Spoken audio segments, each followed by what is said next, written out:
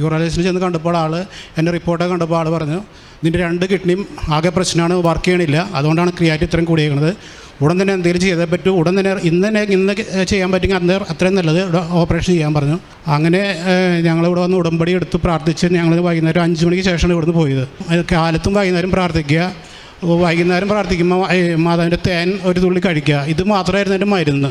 Scan ചെയ്തപ്പോൾ യേശുവിൻ്റെ അനുഗ്രഹം പ്രകാരം 7 കല്ലിൽ 6 കല്ലും സ്കാനിങ്ങിൽ നിന്ന് അപ്രത്യക്ഷമായി പോയി, എൻ്റെ കിഡ്നിയിൽ നിന്ന് അപ്രത്യക്ഷമായി പോയി.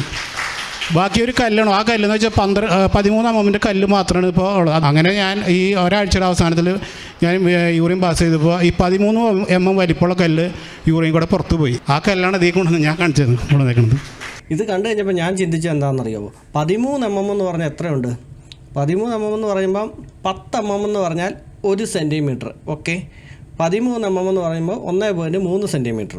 അപ്പോൾ ഏകദേശം ഇത്രയും വലിപ്പമുള്ള കല്ല് പുറത്ത് പോകണമെങ്കിൽ ഈ ഒരു സ്ക്രൂ ഡ്രൈവർ ഉണ്ടോ, ഈ ഒരു സ്ക്രൂ ഡ്രൈവർ ഒരു 13 മിച്ചം വലിപ്പമുണ്ട്. അപ്പോൾ ഇത്രയും വലിയ ഹോൾ വേണം നമുക്കേ.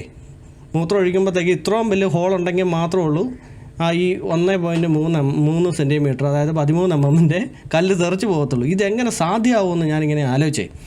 പിന്നെയാണ് എനിക്ക് മനസ്സിലായത് ഇതൊക്കെ കൃപാസന മാതാവിൻ്റെ അത്ഭുതമാണ്. മാതാവ് വിചാരിച്ചു കഴിഞ്ഞാൽ ഇതല്ല 15 സെൻറ്റിമീറ്ററിൻ്റെ, അതായത് ഈ സ്കെയിലിൻ്റെ വലിപ്പമുള്ള ഇത്രയും വലിയ കല്ല് പോലും ആ ഹോളിൽ കൂടെ തെറിച്ച് പോയിരിക്കും. ചിലപ്പോൾ പൊടിഞ്ഞു പോകുന്നിരിക്കും, ചിലപ്പോൾ അലിഞ്ഞു പോയെന്നിരിക്കും. അതെങ്ങനെയെങ്കിലും പോയാൽ പോരെ. എന്തിനാണ് ഇവിടെ വലിയ വലിയ മൾട്ടി സ്പെഷ്യാലിറ്റി ഹോസ്പിറ്റലുകൾ, മെഡിക്കൽ കോളേജ് തുടങ്ങിയ ആശുപത്രികളൊക്കെ എന്തിനാണ് നമുക്കിവിടെ? നമുക്ക് കൃപാസന മാതാവില്ലേ? ഇതെല്ലാം അടച്ച് പൂട്ടുക തന്നെ ചെയ്യണം. കുറച്ച് ഡോക്ടർമാരും ഉണ്ട്, നേഴ്സുമാരും ഉണ്ട്. ഇവരുടെയൊക്കെ അഹങ്കാരം ഇതോടെ ശമിക്കണം. കൃപാസന മാതാവേ, അതിനു വേണ്ടി നീ വഴി ഒരുക്കണമേ.